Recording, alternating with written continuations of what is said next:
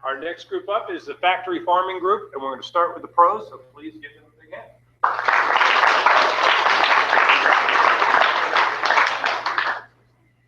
Hi, my name is Colby. This is Camden. We have Olivia. We're missing our other partner, Darren. But today we're talking about the negative effects factory farming has on topics such as animal welfare, animal nutrition, human health, and the environment.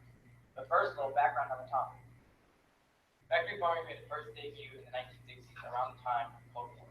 Since people were so scared of nuclear attacks, the recent baby boom after World War II, and the fast food industry growing, people needed as much food as possible. My name is Rory. I'm Morgan. I'm Kim. And we're doing the pros of factory farming. So, in 1970, 90% of Americans considered themselves to be farmers. But in 2012, only 2.1 million people considered themselves to be farmers. Despite this, farms today produce 262% more food than farms did in 1970. This increase in efficiency can be largely attributed to factory farms, which are industrialized farms that have been made to perfect efficiency. These were made in the 1920s, but really took off in the 1970s. And the first industry to industrialize was the poultry industry, where family farms like this turned into factory farms like this. This severely increased production and efficiency in a very short period of time. Now, the debate has long been around as to whether or not factory farming should be allowed, and many markets are deciding on whether or not they should sell factory farm goods. And these goods are necessary for markets, though, because they make food more affordable, are necessary to supply the demand of the population, and are very beneficial to the economy. Factory farming drastically affects the welfare of animals, and is linked to increased profitability for animal products, welfare of animals, and push the sun. Based on our research, we have concluded that all of the animals on the two industrial farms are raised and treated inhumanely. Chickens and turkeys are bred for hyperproduction, which causes them to suffer from severe physical problems because of genetic manipulation. They suffer from unfailure licenses and have trouble breathing. Studies conducted by the Humane Society of the United States have shown that 26 to 30% of broiler chickens suffer from gait defects and disease severe enough to injure their ability to walk. This makes it impossible for them to secure water. Also, the high immunity levels caused by their races in confined space burns their skin, eyes, and burns. Cattle and pigs suffer greatly too. Chickens are agreed for their broilers soon after birth. They are then placed in regular sheds, and the hens are too small for sufficient movement. Female breeding pigs are confined to gestation periods their whole lives, which prohibits them from moving around. Cattle are not good pickers when they are rarely castrated or have their horns removed. Dairy cows are artificially inseminated in order to keep the milk flowing. When the calf is born, it is removed from its mother so that the milk is available for collection. This event is devastating to both the mother and calf.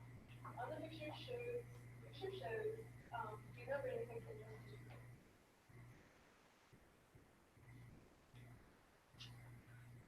Factory farms have the benefit of making food more affordable. Millions of Americans are in poverty to this day, and millions more are in the working class. As shown on this graph, many foods have gone down in price since the graph has started. The people in the working class and in poverty have to budget their spending so they can pay their bills and all their expenses. Sometimes their food comes last, so they have a very minimal budget. These people cannot afford the organic and locally grown food, making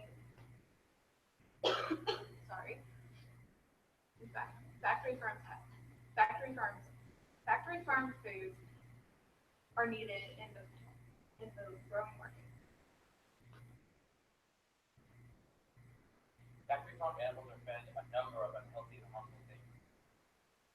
And there were many tests to see just what was in their diets. Their diets contained same species meat, diseased meat, blood, animal waste, plastics, chemicals, and many harsh hormones and antibiotics. The FDA did a test to see how much antibiotics we put in their diets. There were more than 29 billion pounds of antibiotics put in every animal diet in 2009. Factory farms are necessary in the fact that they help supply the world's food demand. 9.7 billion people. The UN projects that 9.7 billion people will be on the earth by 2050, and food demand will increase by 35% by 2030. And factory farms will be necessary devices to help feed all these people.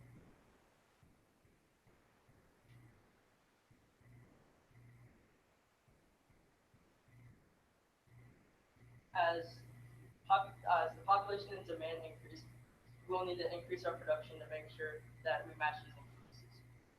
Also,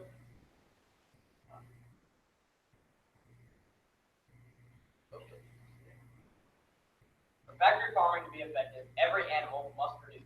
And with diseases and deformities being very common in factory farming, these animals are pumped with antibiotics and additives, as Kevin stated before. Eventually, these chemicals and other foreign materials find their way into the food we eat today. A study done by the Trumpeter in Environmental Humanities Journal found that there are over 2,700 different types of food additives in the food we eat today. The same study found that 50% of foods that are a product of factory farming contain a noticeable trace of pesticides. A different study done by Dr. Tim O'Brien, a journalist from the likes of Columbia, Georgetown, and Loyola University, found that most of these additives do end up being antibiotics. In fact, there are 62 different types of antibiotics legal for use on farm animals. These antibiotics come into contact with diseases such as E. coli, Listeria, and Salmonella, and eventually lose their effect on these ever-evolving illnesses. When humans are infected with these ailments, the antibiotics we administer to fight them off lose their effect. As you can see, this causes major problems for us down the road and must be stopped. Factory farming has a massive effect on America's economy, especially in exports.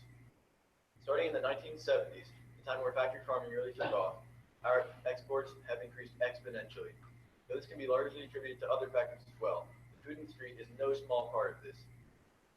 The U.S. is the top exporter of food goods in the entire world, totaling an average annual sum of $149 billion per year.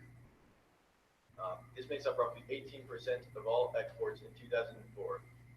This fact clearly shows how large a part the food industry plays in American exports.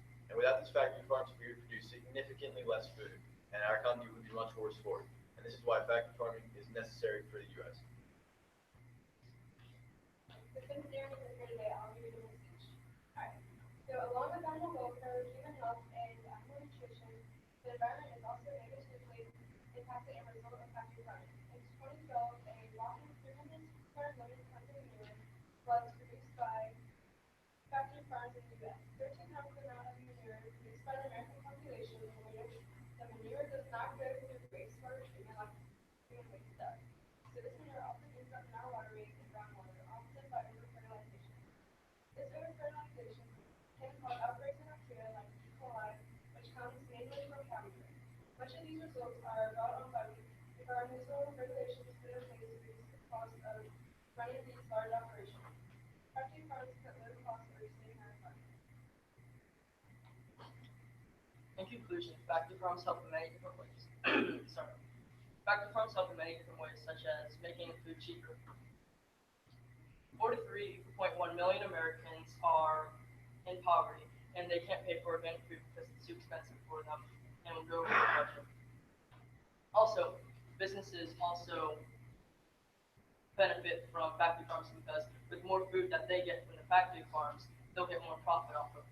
This is why the new grocery store should use factory farm goods, is because it provides a cheap alternative for people in the working class, and it is economically beneficial for America. In conclusion, factory farming affects the welfare of animals and nutritional needs, human health, and the environment. For these reasons, the local grocery store should restrict their animal products to open-grown organic items. Selling factory farm products even in small amounts promotes lucrative for families and businesses.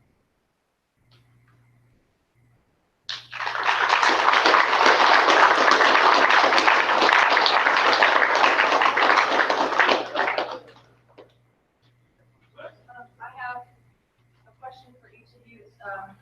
For the cons, did you come across any alternatives to factory farming to solve to counter all would be if it weren't used? Well, I mean, of course, there are organic and locally grown farms, but of course, I mean, there is the pro of factory farming that is it's very compact, and to match the productivity of factory farming, we have to have a massive amount of organic farms. And for the pros, how would you address the negatives that were brought up by the cons? The problem isn't with the factory farms themselves, it's with the rules guideline for factory farms. If you put out simple legislations about ethics and regulation on environmental protection, this would eliminate all the negatives, and you'd still have all those benefits that you get from factory farms. Very good. Thank you.